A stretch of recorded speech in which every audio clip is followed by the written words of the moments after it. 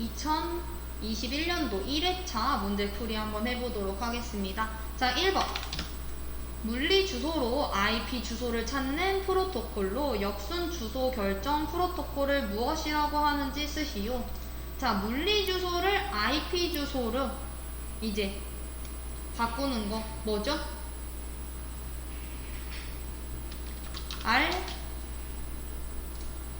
물리 주소가 맥 주소잖아요. 그래서 맥 주소로 IP 주소를 찾는 프로토콜 ARP죠. 요거 나갔었어요. 자, 얘는 어느 계층에 있는 프로토콜이죠? 네트워크 계층에 있는 프로토콜이고 맥 주소를 IP 주소로 변환시켜 주며, 자, 그러면은 이거와 반대로 IP 주소를 맥 주소로 변환시켜 주는 애는 뭐죠? 얘랑 같이 나오는데 항상 ARP죠. 얘가 뭐예요? IP 주소를 맥 주소로 변환시켜주는 프로토콜.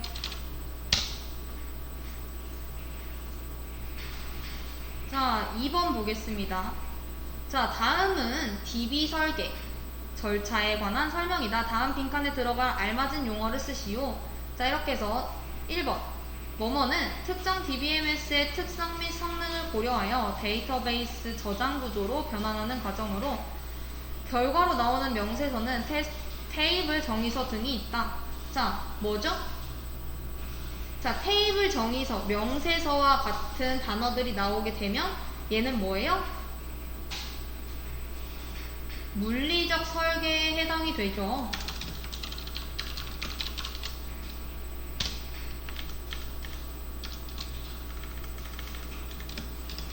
자, 2번.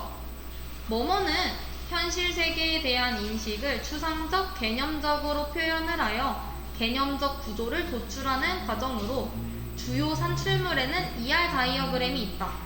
자, 뭐뭐로 ER 다이어그램, 요 키워드 나왔다 라고 하면은 뭐가 맞아야 되는 거죠? 개념적 설계가 돼야겠죠. 자, 3번.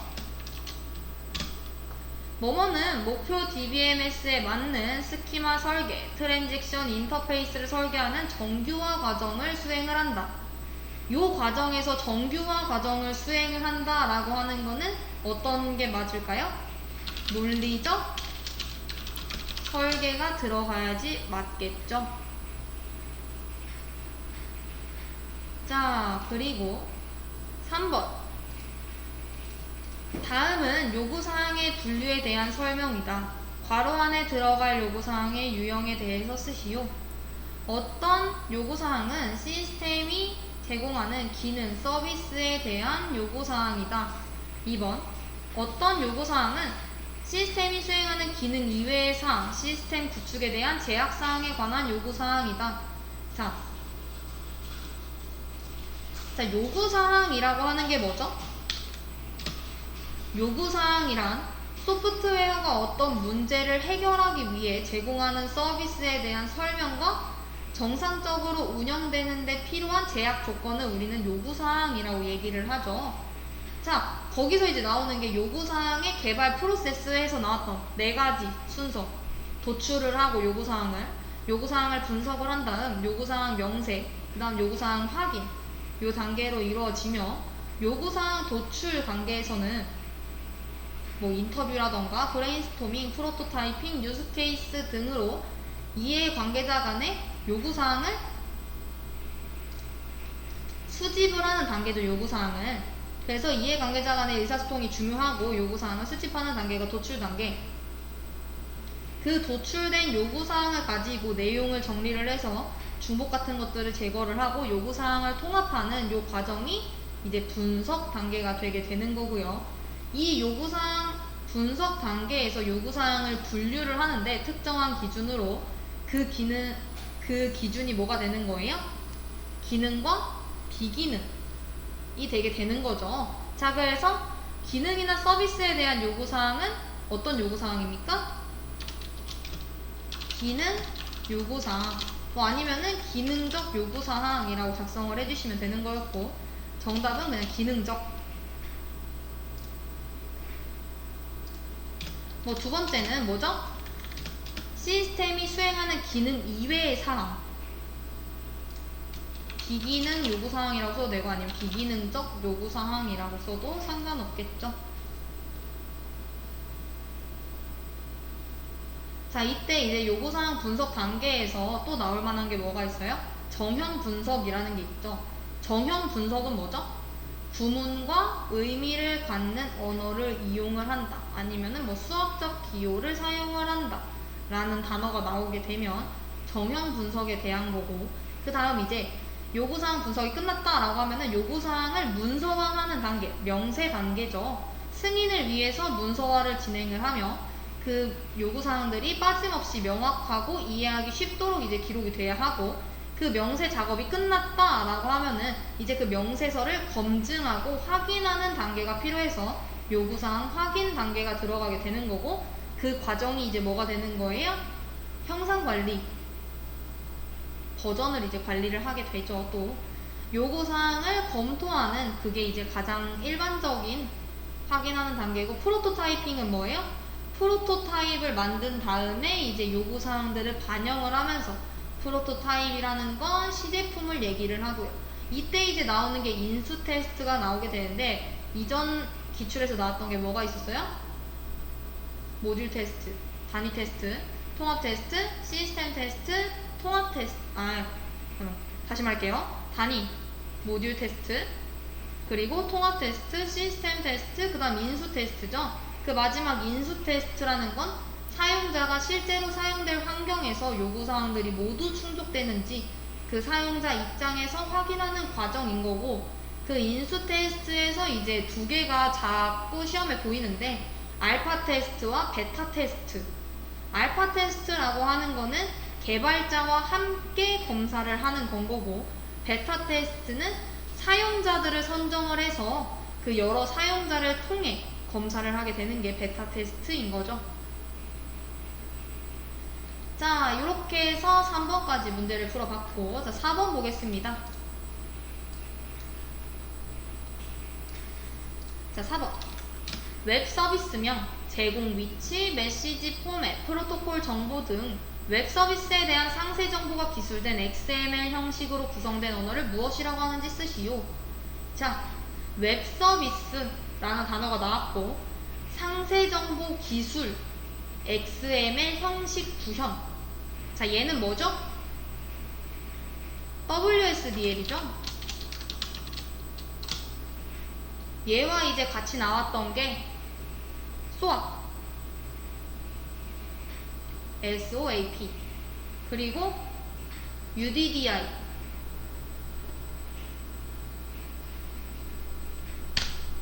자, 그리고 5번. 자, 다음은 파이썬 코드이다. 요 문제 같은 경우에는 저희가 파이썬 문제 풀면서 풀어보긴 했었는데, 얘 어떻게 풀면 되죠? 자, 지금 요 리스트가 있고, 요 리스트에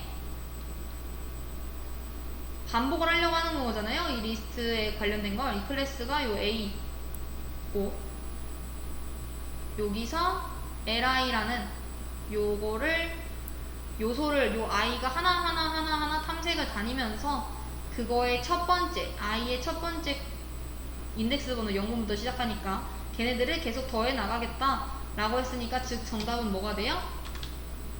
SK, 여기서만 따지면은 제가 소문자로 써놔가지고 SKIDDP가 돼야겠죠. 실제 문제에서는 얘가 대문자로 출제가 되긴 했었는데, 만약에 이렇게 문제가 나왔다라고 하면은 소문자로 작성을 해주셔야겠죠. 해당되는 문제에서는 소문자로 되어 있으니까. 자, 다음 6번. 자, 다음 SQL 실행 결과를 숫자로 작성을 해주십시오. 자, 급여라는 테이블이 있는 거고요.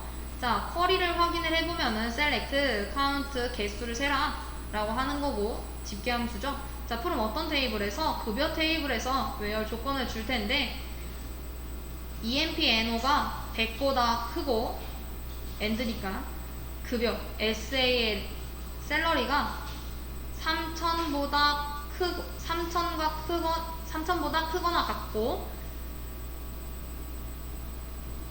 그거나 아니면은 EMPNO 제 뭐죠?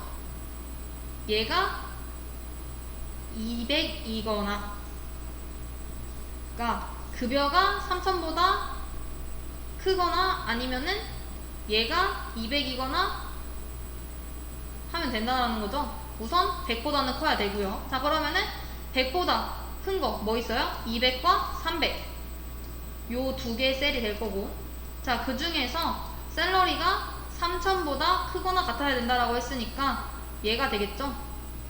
자, 여기서 3000보다 크거나 아니면 200이어야 된다라고 했는데 요 300이라는 애는 3000보다 크지도 않고 얘가 200도 아니니까 얘는 해당이 되지 않고 해당되는 애는 얘밖에 없겠죠.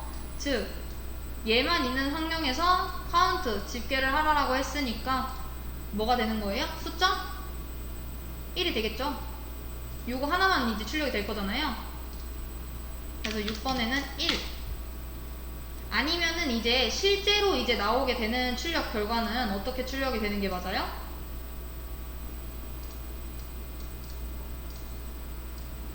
이렇게 해서 카운트 별 이렇게 해서 이렇게 쿼리로 보면 이렇게 작성이 되는 게 맞겠죠? 다만 이제 이 정답은 1이라고 작성을 해도 됐었고 아니면 테이블을 그린 상태에서 1이라고 했어도 됐었던 문제였습니다. 자, 7번. 자, 다음 자바 문제. 얘도 저희가 같이 풀어봤던 거죠. 자, 배열에서 ARR 0번째 랭스 길이 뭐죠? 하나, 둘, 셋 해보면은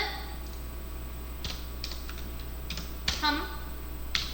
그 다음 자 0, 1에서 얘에 대한 길이 랭스니까 1. 그리고 0의 0번째 0의 0번째라고 했으니까 45. 그리고 0의 1번째라고 했으니까 50. 1의 0번째라고 했으니까 89. 그래서 정답은 3, 1, 45, 50, 89. 다만 여기서 프린트 ln이라고 작성이 된 거기 때문에 얘를 이렇게 붙여 쓰시면 안 됩니다. 이런 식으로 무조건 이렇게 떨어져서 있었어야 됐어요. 줄바꿈. 자, 8번. 정규화된 엔티티, 속성, 관계에 대해 성능 향상과 개발 운영의 단순화를 위해서 중복, 통합, 분리 등을 이제 수행하는 데이터 모델링 기법을 뭐라고 하는가? 얘 뭐죠? 정규화 반대말. 정규화된 거를 중복을 시키고 통합을 시키고 분리를 시켜요. 우리들의 뭐 개발을 좀 더 편하게 하기 위해서. 반정규화죠. 뭐 반정규화라고 쓰셔도 되고 비정규화, 뭐 역정규화라고 쓰셔도 다 정답 처리 됐을 겁니다. 다만 이제 공식으로는 이제 반정규화라고 쓰는 게 가장 올바르겠죠. 자, 여기서 이제 데이터 모델링 한번 알아보고 갑시다. 데이터 모델링에는 어떻게 나누어지죠? 절차가 어떻게 됩니까? 데이터 모델링 절차가 첫 번째, 개념적 모델링. 그 다음 논리적 데이터 모델링. 그 다음 물리적 데이터 모델링. 요렇게 되겠죠. 자, 이때 개념적 데이터 모델링이란 현실 세계의 인식을 추상적인 개념으로 모델링을 한 게 개념적 데이터 모델링. 그 개념적 구조를 컴퓨터가 이해할 수 있는 형태로 변환을 한 게 논리적 데이터 모델링. 마지막 물리적 데이터 모델링은 뭐예요? 논리 데이터 모델을 DBMS의 특성이라던가 성능 같은 것들을 고려를 해서 조금 더 구체화시킨 모델이 물리적 데이터 모델링인 거고, 우리 반정규화 같은 경우에는 물리적 데이터 모델링에 속하죠. 자, 그러면은 정규화는 뭘까요? 우리 반정규화는 요렇다라는 거를 알았고, 정규화. 얘는 뭐죠? 관계형 데이터베이스 설계 시 중복을 최소화하여 데이터를 구조화하는 과정을 우리가 정규화라고 얘기를 합니다. 자, 다음 9번. 다음은 블랙박스 기법에 대한 예제이다. 블랙박스 기법 두 가지를 쓰시오. 자, 0보다 x가 크거나 같고 10보다 작거나 같으면 마이너스 1, 0, 10, 11을 검사를 한다. 자, 얘는 뭐죠?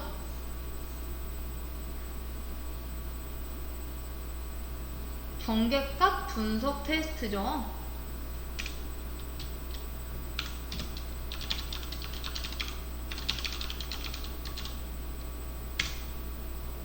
자, 그리고 2번. 입력 데이터에 영역을 유사한 도메인별로 유효값, 무효값을 나누어서 검사를 한다. 자, 얘를 이제 뭐라고 해요? 동등분할 테스트라고 하죠. 뭐 균등분할이라고 얘기를 하기도 하고요. 자, 블랙박스 테스트. 중요하니까 한 번 더 보면 뭐예요? 프로그램 외부의 사용자 요구사항 명세를 보면서 수행하는 기능 테스트. 그 안에 예시로는 저희가 봤던 경계값 분석 테스트, 동등분할 테스트, 또 뭐 결정 테이블, 뭐 상태전이, 뭐 유스 케이스 같은 것들이 있고. 자, 그러면 블랙박스 테스트 나오면 항상 같이 나오는 애 또 누가 있어요? 화이트박스 테스트가 있죠. 자, 얘는 뭐예요? 내부 로직을 보면서 수행하는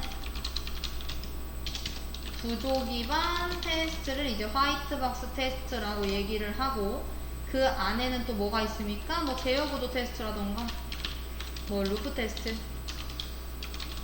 등등이 있겠죠.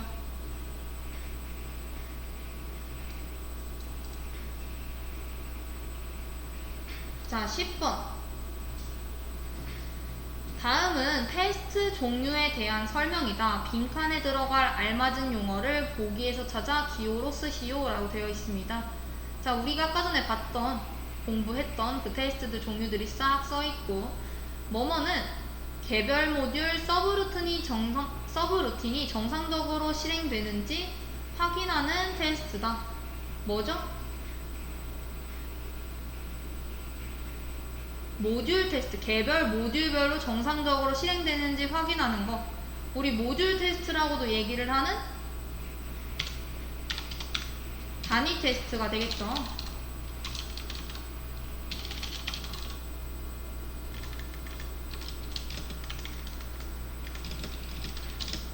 자, 두 번째. 2번은 인터페이스 간의 시스템이 정상적으로 실행되는지 확인하는 테스트다 라고 했는데, 쟤는 뭐죠?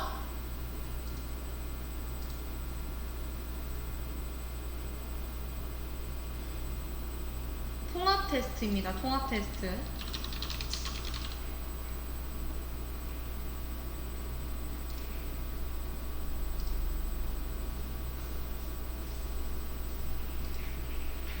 자, 여기까지 되셨을까요? 자, 그러면은 이어서 다음 문제 한번 더 보도록 할게요. 시스템 테스트는 뭐죠? 그러면은 얘를 시스템 테스트로 오인하시는 분들이 많으신데, 시스템 테스트. 얘는 구현된 시스템이 정해진 요건에 적합한지 여부를 평가하기 위해 실제 운용과 같은 환경에서 시스템 전체에 대해 행하는 테스트. 그걸 시스템 테스트라고 얘기를 하고, 우리 인수 테스트는 아까 얘기를 했죠. 계약상의 요구사항이 만족되었는지, 이제 실사용자가 구입 현장에서 뭐 개발자와 함께 테스트를 진행하기도 하고 아니면은 그 안에 있는 베타 테스트 사용자들한테 뿌린 다음에 테스트를 이제 받는 것도 있다. 알파 테스트는 개발자 관점에서 수행되는 테스트다. 자, 그럼 마지막 회귀 테스트는 뭐죠? 얘는 사실 V모델 거기에 없었던 애죠. 어플리케이션에서 변경, 결함 수정 또는 기능 개선 등과 같은 원인으로 프로그램 코드에 대해 물리적인 변경이 발생했을 경우 새로운 결함에 대비하여 이미 실시했던 테스트 케이스를 재시험하는 테스트.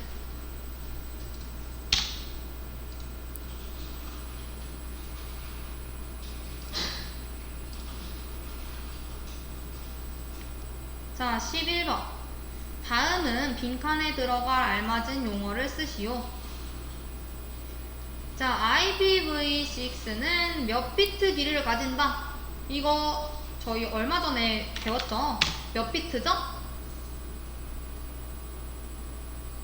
자, IPv4는 밑에 써있어요. 길이 32비트. IPv6은 128비트죠. 자, 2번. 자, IPv4 길이 32비트 몇 비트씩 네 부분으로 나눈 거였죠? 제가 직접 IP를 보여드리기도 했어요. 몇 비트? 그쵸? 8비트씩 4분할 된 거죠.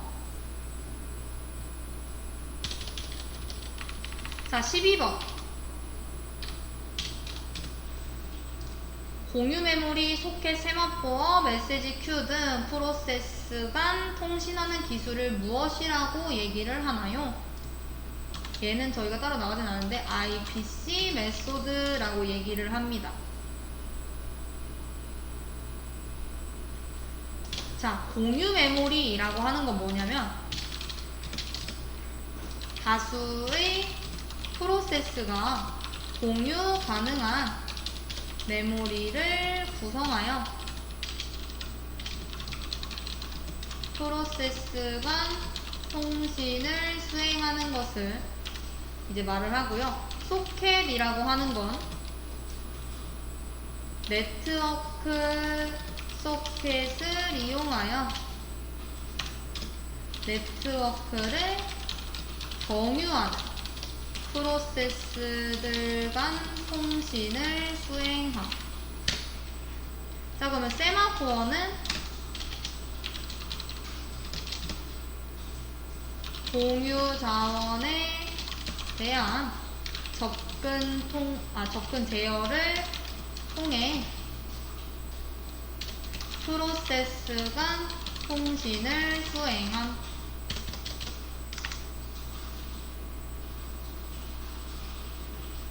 자, 메시지 큐는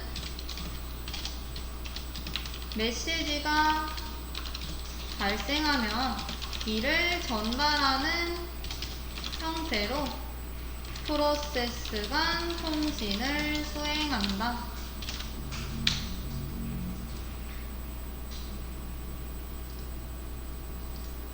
자, 다음 13번. 시스템 통합에 사용되는 솔루션으로 구축 유형에는 포인트 투 포인트, 허브 앤 스포크, 메시지 버스가 있다. 기업에서 운영되는 서로 다른 플랫폼 및 어플리케이션 간의 정보를 전달, 연계, 통합이 가능하도록 해주는 솔루션을 무엇이라고 하는지 쓰시오. 자, 13번 뭐죠? 자, 사실 허브 앤 스포크, 포인트 투 포인트 얘만 보고서도 딱 나와야 되죠. EAI죠?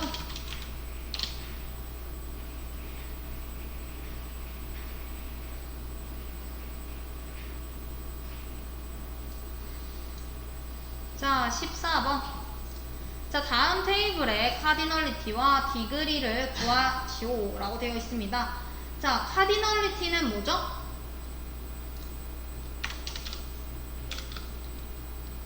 그쵸, 행이죠, 행.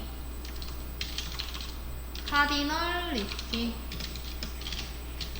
얘는 하나의 릴레이션에서 튜플, 즉 행의 전체 개수를 릴레이션의 카디널리티라고 합니다.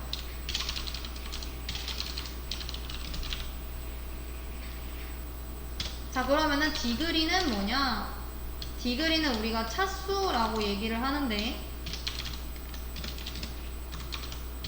하나의 릴레이션의 속성, 즉 열의 개수를 릴레이션의 차수라고 합니다. 자, 그러면은 위 지금 테이블 릴레이션의 카디널리티는 얼마죠?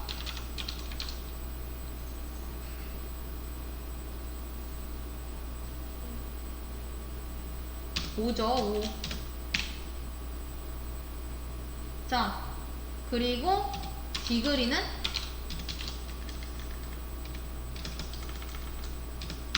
4죠. 자, 하나, 둘, 셋, 네 개에서 4고, 하나, 둘, 셋, 넷, 다섯 해서 봅니다. 자, 다음은 시언어 문제이다. 실행 결과를 쓰시오. 라고 해서, 자, 지금 구조체 관련해서 문제 나온 거죠. 자, 이 문제 같은 경우에는 저희 한번 배웠었는데 기억나시나요? 요거 문제 한번 풀었었습니다. 자, 구조체를 통해서 배열을 만든 거죠. 그리고 그 안에 지금 저 내용들이 들어가 있는 거고요. 자, 구조체라는 건 뭐예요? 데이터 이제 변수, 걔네들을 체계적으로 이제 관리를 하기 위해서. 왜? 배열을 사용하게 되면은 같은 자료형으로 밖에 저장을 할 수 없으니까 내가 관련된 정보를 하나의 의미로 묶어야겠다라고 생각을 했을 때 쓰는 애고, 쉽게 말하면은 자바의 클래스와 유사한 애가 구조체죠. 자, 형태는 스트럭트에서 구조체 이름, 구조체 멤버들이 이렇게 들어가게 되는 거고요. 지금 현재는 사람이라는 구조체가 만들어졌고 그 안에 이름과 나이가 지금 들어가 있죠. 자, 그래서 지금 보면은 이쪽에서 구조체가 정의가 됐고, 여기서 지금 변수가 이제 배열이 이제 만들어진 겁니다. 이해되실까요? 응. 자, 그래서 지금 저기를 보게 되면, 자, 어떻게 되는 거예요? 여기에서 구조체 지금 정의가 일어나게 된 거죠. 네임과 요 에이지가. 자, 그래서 여기 보게 되면은 S의 0번째, S의 0번째에 뭐가 지금 들어가 있게 된 거예요? 자, 그림으로 보게 되면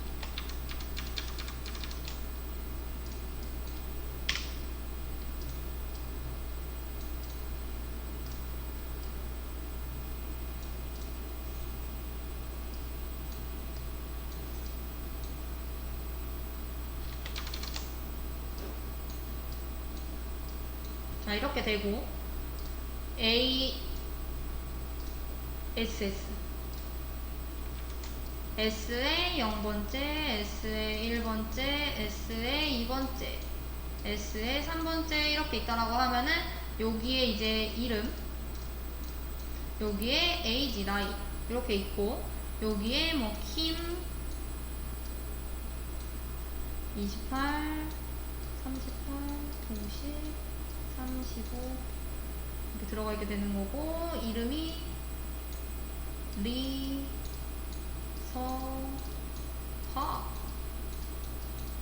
요 형태인 거죠. 지금 구조체 배열 이제 S라는 애를 선언을 하고 초기화를 해준 거고요. 여기서 이제 포인터 변수 P를 선언을 해서 P에 지금 S 저장을 해놨죠. 자, 뭐가 들어가게 되는 거예요? 시작 위치, 배열의 시작 위치인 여기의 주소가 저장이 되게 되는 거고, 저 P에는 그 P를 하나 증가를 시켰으니까 지금 P는 여기겠죠, 여기. 자, 이랬을 때 이름과 네임, 출력을 하라라고 했으니까 뭐가 출력이 돼야 되는 게 맞아요? 리하고 38이 출력이 되면 되겠죠. 여기에 지금 P가 와 있으니까. 이해되실까요? 자, 요 말 뭔지 아직 모르시면 곤란해요. 자, 구조체 포인터 변수 P가 가리키는 메모리 주소로 찾아가서 해당 값에 멤버인 name 멤버에 접근을 해라 라는 건 거고, 얘는 뭐예요? 포인터 변수 P가 가리키는 메모리 주소로 찾아간 다음에 그 해당 값 중에 age라는 멤버 변수에 접근을 해서 그거를 출력을 해라 라고 해서, 즉 출력을 하면 뭐가 출력이 돼야 되는 게 맞습니까? 리 하고 엔터 치고, 왜냐면은 여기 지금 줄바꿈 문자가 포함이 돼서 38 이렇게 되면 정답이겠죠. 리 38.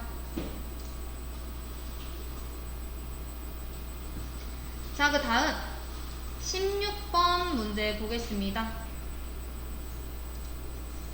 자, 다음은 데이터베이스, 데이터 모델, 구성 요소 3가지를 쓰시오.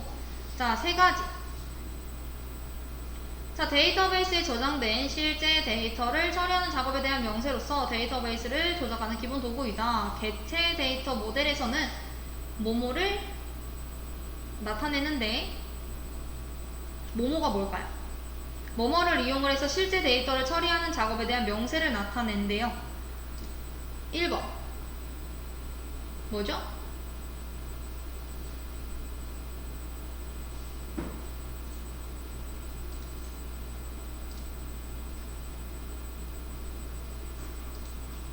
연산이죠, 연산.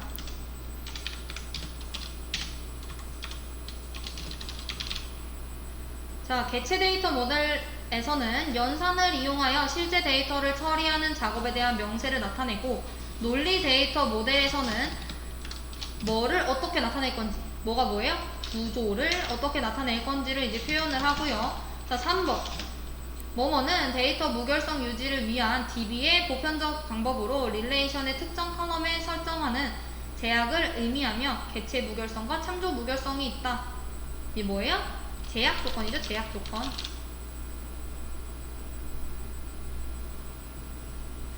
자, 17번. 다음은 자바 프로그램이다. 실행 결과를 쓰시오. 이 문제도 같이 한번 풀어봤던 거였죠. 자, 어떻게 되면 되는 거예요? 현재 J는 0이고 I도 0이고, I가 5냐 5가 참일 경우에 이제 요 는을 이용해서 J가 출력이 되는 거고, 그 이외일 때에는 본인 숫자 출력을 하고 I 값을, 그리고 그 다음에 플러스가 되겠죠. 즉 실행해보면 어떻게 나와야 되는 게 맞아요? 17번 정답은 0 플러스 1 플러스 2 플러스 3 플러스 4 플러스 5 플러스 5는 15.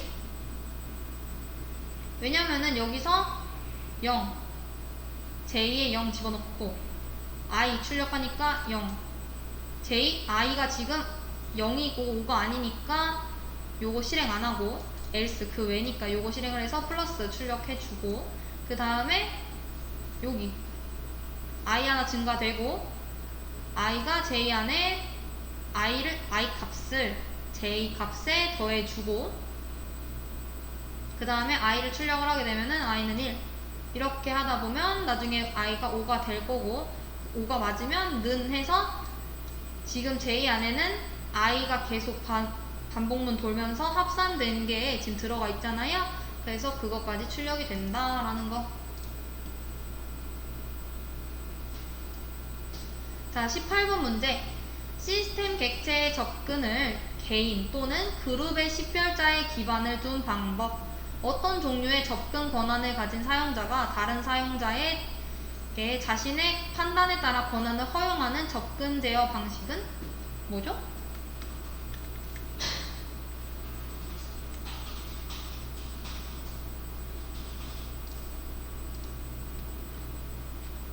자, DAC죠, DAC.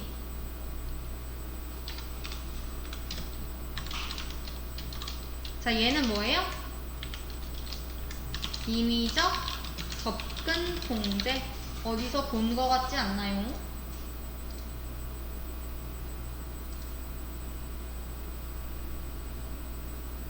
자, 접근 통제라고 하는 거는 뭐였어요?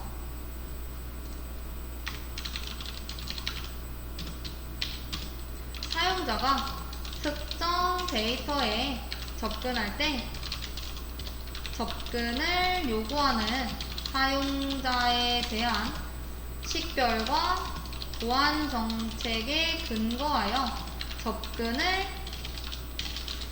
승인하거나 거부하는 행위.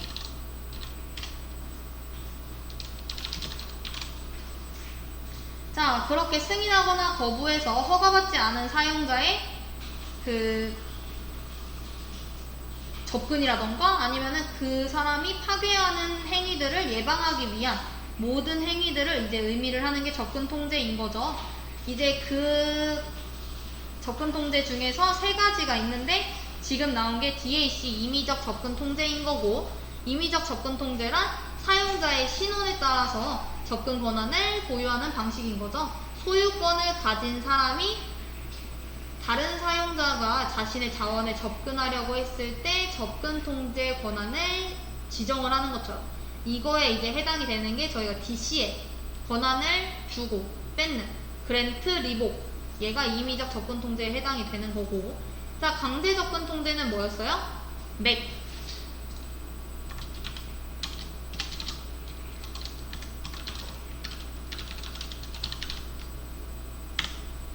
얘는 사용자나 자원 모두가 그 보안 레벨, 등급을 부여를 받게 돼서 서로의 그 권한, 레벨을 비교를 해서 접근 권한을 부여를 하는 방식이죠. 즉, 제3자가 접근 통제 권한을 지정한다는 게 특징이고, 주체보다 보안 등급이 높은 객체에 대해서는 저는 읽을 수도 없고 수정할 수도 없고 등록할 수도 없는 건 거죠. 사용자별로 인가 등급을 부여할 수 있다라는 특징. 그리고 참고로 얘는 필기에서 나왔던 기출이기 때문에 실기로 다시 한번 나올 수 있어서 오히려 이전에 나왔던 DAC보다 얘를 더 집중해서 봐야 될 필요가 있죠. 자, 그리고 마지막 역할 기반 접근 통제라고 해서 RBAC. 얘는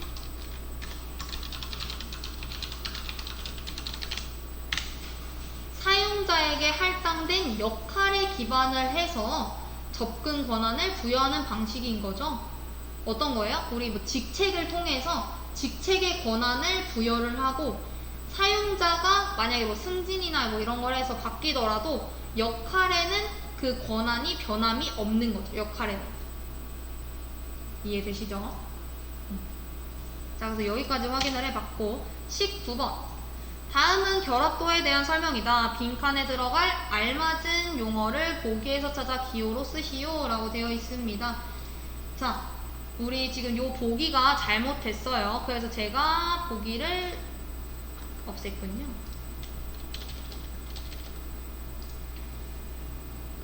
자, 결합도와 응집도 요 두 가지는 꼭 외우고 시험장에 들어가셔야 됩니다 라고 말씀을 드렸고요. 결합도는 약해야지 품질이 상승을 하고, 응집도는 강할수록 품질이 좋다라고 얘기를 한다라고 했어요.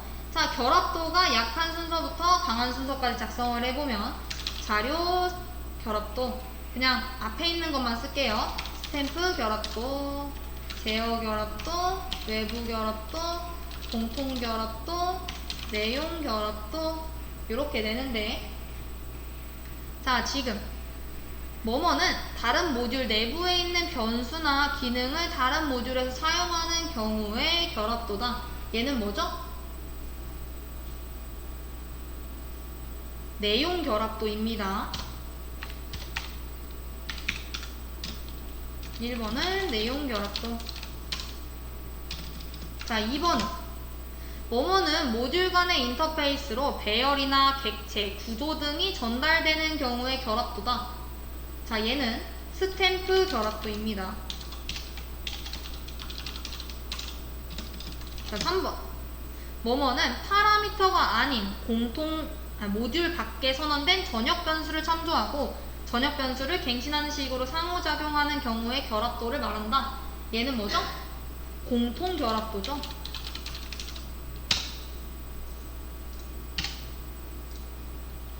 자, 하나씩 딱 확인을 해보려고 하는데, 자료 결합도는 뭐예요? 데이터 결합도라고 얘기도 하듯이 호출받은 모듈은 받은 데이터에 대한 처리 결과를 다시 돌려준다 라는 방식이 이제 자료 결합도인 거고요. 스탬프 결합도 같은 경우에는 두 모듈이 동일한 자료 구조를 조회하는 경우 스탬프 결합도. 자, 제어 결합도 같은 경우에는 다른 모듈에서 흐름을 제어한다 라는 키워드가 있을 거고, 외부 결합도, 얘는 어떤 모듈에서 선언한 데이터를 외부의 다른 모듈에서 참조할 때, 외부의 다른 모듈에서 참조, 요게 키워드로 뜰 거고요. 자, 공통 결합도 라고 하는 거는 사실 파라미터가 아닌 전역 변수를 참조, 아니면은 뭐 공유되는 공통 데이터의 영역을 여러 모듈이 사용할 때, 내용 결합도 같은 경우에는 한 모듈이 다른 모듈 내부에 있는 기능, 직접 참조, 수정. 자, 여기까지고요. 자, 그 다음 문제 보기 전에, 자, 그러면은 걔까지만 확인해 봅시다. 응집도. 응집도는 강할수록 품질이 좋다라고 말씀을 드렸잖아요. 자, 그러면은 뭐뭐뭐뭐가 있죠? 기순교 절신온우 해서 기능적 응집도, 순차적 응집도, 교환적이라고도 하고, 아니면은 통신적 응집도라고도 얘기를 하며, 절차적 응집도, 시간적 응집도, 논리적 응집도, 우연적, 기순교 절신온우. 네. 자, 기능적 응집도라는 거는 내부 모듈의 모든 기능 요소들이 단일 문제와 연관되어 있을 경우, 얘는 지금 응집도가 강한 순서부터 약한 순서까지 작성을 해드린 거고요. 자, 단일 문제라는 거는 응집도가 강하다라는 건 거죠. 자, 그 순차적 응집도 같은 경우에는 모듈 내 하나의 활동으로부터 나온 그 출력 데이터를 그 다음 활동의 입력 데이터로 사용할 경우, 통신적, 교환적 응집도 같은 경우에는 동일한 입출력을 사용하여 서로 다른 기능을 수행하는 구성 요소들이 모였을 경우, 절차적 응집도는 그 모듈이 다수의 관련 기능을 가질 때 모듈 안의 구성 요소들이 그 기능을 순차적으로 수행을 한다라는 거. 여기 틀렸죠? 순차적. 자, 그래서 절차적에 순차적이라는 키워드가 들어가니까 자꾸 그걸 순차적 응집도로 잘못 쓰시는 분들이 많아서 한 번 더 짚어드린 거고요. 자, 시간적 응집도는 특정 시간에 처리되는 몇 개의 기능들을 모아서 하나의 모듈로 작성한 경우, 논리적 응집도는 유사한 성격을 갖거나 특정 형태로 분류되는 처리 요소들이 하나의 모듈이 되는 경우, 우연적 응집도는 모듈 내부의 각 구성 요소들이 서로 관련 없는 애들, 진짜 우연적으로만 연결이 되어 있다라고 하면 우연적 응집도다 라는 거. 자, 이제 마지막 문제죠. 20번. 자, 괄호 안에 공통으로 들어갈 공격 기법을 적으시오 해서 뭐뭐는 세션을 가로채다 라는 의미로 정상적인 연결을 RST 패킷을 통해 종료시킨 후 재연결 시 희생자가 아닌 공격자에게 연결한다. 이때 뭐뭐는 세션 관리 취약점을 이용한 공격 기법이다. 뭐죠? 세션 하이제킹이죠. 뭐 아니면은 세션 하이제킹이라고 적으셔도 상관없고, 아니면 TCR TCP.